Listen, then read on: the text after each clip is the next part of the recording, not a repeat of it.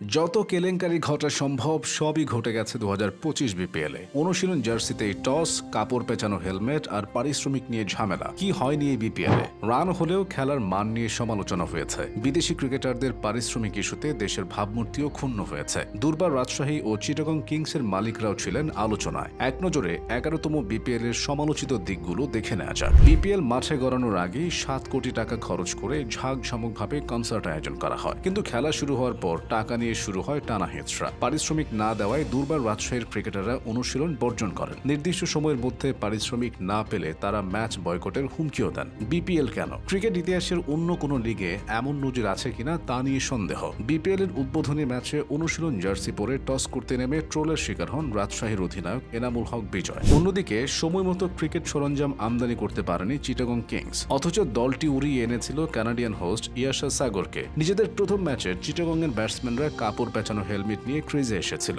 BPL এর দ্বিতীয় দিনে শুরু হয়েছিল আরো বড় বিতর্ক। সেদিন খুলনা টাইগার্স বনাম চিটাগং কিংসের ম্যাচে খুলনার পেসার ওশান থমাস 12 বলের বড়সড় একটি ওভার করেন। থমাসের ওই ওভারে 4টি নো বল এবং 2টি হোয়াইট বল ছিল। তারপর থেকেই সন্দেহের শুরু। ম্যাচ গড়াপেটা নিয়ে কানাঘুষাও শুরু। সন্দেহের ছিল যথেষ্ট কারণও, কিন্তু বোলার ওয়াইড লাইনের বাইরে বল করছিলেন, কেউ দিচ্ছিলেন পরপর নো বল। সাকিব আল হাসান দেশে আসতে পারেননি, বিপিএলেও তার খেলা হয়নি। সাকিবের সমর্থকদের পোস্টার বা ব্যানার নিয়ে মাঠে ঢুকতে দেওয়া হয়নি, এই বিষয়টি নিয়েও হয়েছে সমালোচনা। এদিকে রংপুরের কাছে নিশ্চিত জেতা ম্যাচ হারার পর মেজাজ হারিয়ে অ্যালেক্স হেলসের সাথে বাগবিতণ্ডায় জড়িয়েছিলেন তামিম ইকবাল। বাগবিতণ্ডার মধ্যে হেলসকে তিনি ব্যক্তিগত আক্রমণ করেছেন বলেও অভিযোগ উঠেছিল। বিপিএল ছাড়ার আগে বিষয়টি নিয়ে গণমাধ্যমে কথা বলেছিলেন হেলস। তামিমের আচরণকে তিনি লজ্জাজনক হিসেবে অভিহিত করে গেছেন। হেলসের পর ঢাকার সাব্বিরের সাথে তামিমের উত্তপ্ত বাক্য বিনিময় হয়। বলতে বলতে আসরের অর্ধেক তখন পার হয়ে গেছে, কিন্তু তখনও রাজশাহীর খেলোয়াড়দের 1 টাকাও দেওয়া হয়নি। পারিশ্রমিক না পাওয়ার অভিযোগ করেছিলেন চিটাগংয়ের হয়ে খেলতে আসা পাকিস্তানি ব্যাটসম্যান খাজা নাফে। ওপেনার পারভেজ হোসেন ইমনের পারিশ্রমিক নিয়েও কম জল ঘোলা হয়নি। ইমনকে টাকা না দেওয়ার প্রসঙ্গে চিটাগংয়ের মালিক সাবির কাদের একটি গণমাধ্যমকে বলেছিলেন, হ্যাঁ, আমি ইমনকে পেমেন্ট করিনি, এটা করিনি ব্যক্তিগত কিছু কারণে,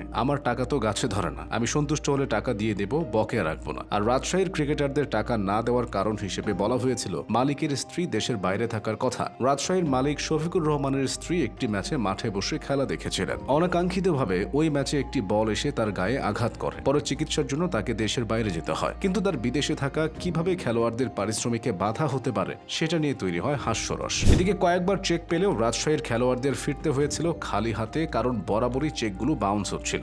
নানা নাটকীয়তায় বিসিবিতে অভিযোগ করেও সমাধান পাননি শ্রীলঙ্কান ক্রিকেটার লাহিরু সামারাকুন। পরে বাধ্য হয়ে তিনি খালি হাতে নিজ দেশে ফেরেন। বাকি ক্রিকেটারদের পরবর্তীতে আবার চেক দেওয়া হয়, যেটা নিয়ে তারা সবাই আনন্দের সেলফিও তোলেন, কিন্তু সেই চেকগুলো একই রকম ভাবে বাউন্স হয়ে যায়। টুর্নামেন্ট থেকে ছিটকে পড়ে তো রায়ান বার্ল এবং মোহাম্মদ হারিসদের সাথে যোগাযোগই বন্ধ করে দেয় মালিক পক্ষ। সব মিলিয়ে 11তম বিপিএলে খাজনার থেকে বাজনা অর্থাৎ উপভোগের থেকে সমালোচনাই হয়েছে বেশি।